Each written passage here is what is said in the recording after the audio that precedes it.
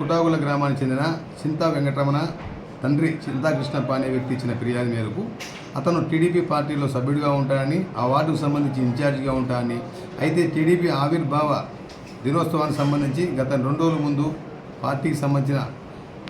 దిమ్మెలను తయారు చేయడం జరిగిందని, అయితే గ్రామంలో గత రాత్రి